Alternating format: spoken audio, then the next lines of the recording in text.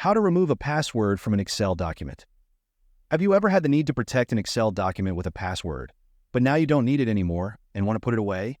Stay until the end of the video and find out how you can do it. So let's get started. Okay, first of all, we will find the document from which we want to remove the code. When we open it, a window appears in which we have to enter the code. When we enter the code, the document will be unlocked. Now that the document is unlocked, we will do the next thing in the process to remove the code from it. We will click on the File tab located in the top menu.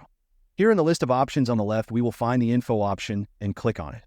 The first option, Protect Workbook, is marked in yellow, which means that it is active. If we click on it, a list will open where we need to find the Encrypt with Password option and click on it.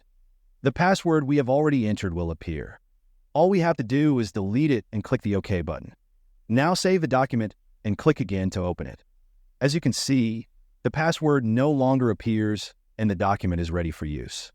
If you found this tutorial helpful, don't forget to give it a thumbs up, subscribe for more similar tips, and hit that notification bell so you never miss an update from us.